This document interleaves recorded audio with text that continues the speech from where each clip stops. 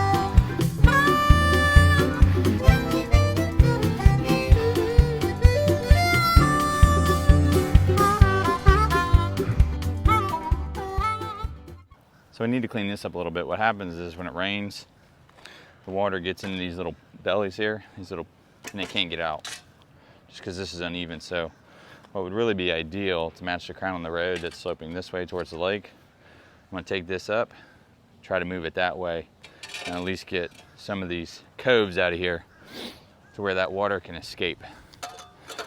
Because even if the water doesn't come back up to where the road's flooded over and making it up here again, because it needs to, after rain, at least be able to get out. So let's see if we can fix that up.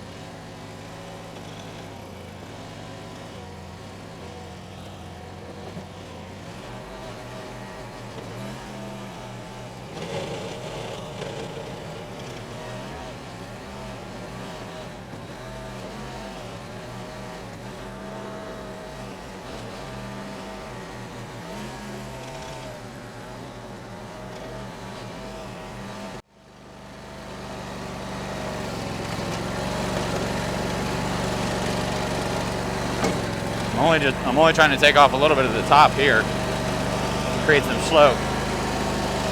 Plus, this is the edge, so not too many people drive right here. I don't want to go all the way to the asphalt.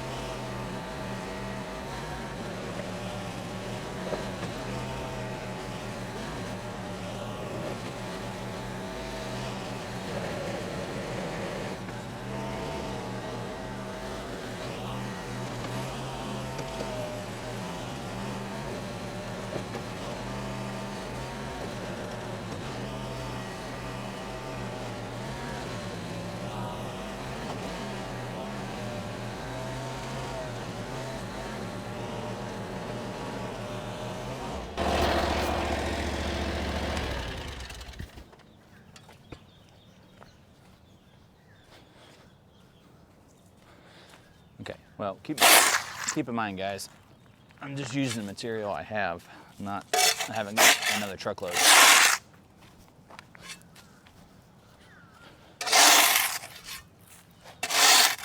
But the idea here is now the water, whichever way it finds when it lands here, it should be able to work its way off the point here.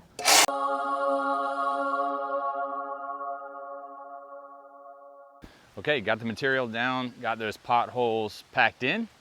It's actually coming out really nice. I think this is gonna work well. Last step, we're gonna use one of the vehicles to just really compact it down. I could use the skid steer, but with those tread lugs and the pounds per square inch, I actually think my wife's vehicle will do better. It's the heaviest vehicle we have, and it's got a highway tread. So let's do that now. And man, I just saw that in the camera. Look at this beautiful weather we have, guys. And this is January in Florida at its finest. It's about 70 degrees right now, shorts and a t-shirt. God's showing off. Look at that. Thank you, Lord. All right, last step. Let's do it.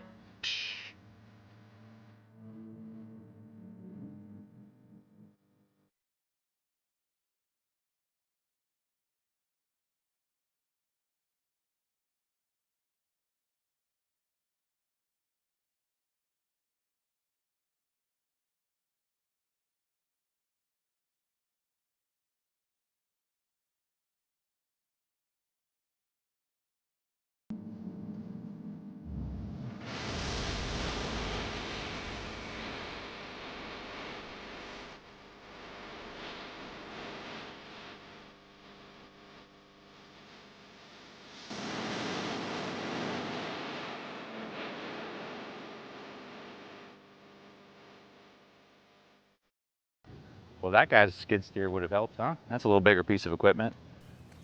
Well, that's a wrap on this project. I think it came out really good. I'm happy with this. We've got the potholes filled in, man. They're nice and smooth now. I think this entry point here, this transition will work a lot better. Before it was holding water. I think now that water will be able to shed. Over time, we'll probably get a little crown in the center as where the tire tracks go, it will compact and get lower. But that's it, man. The mini skid steer was awesome. Huge help today. Really loving that machine. Stick around. We're going to do a lot with it. And thanks, guys. Appreciate you tuning in. Like, subscribe, and we'll see you on the next one.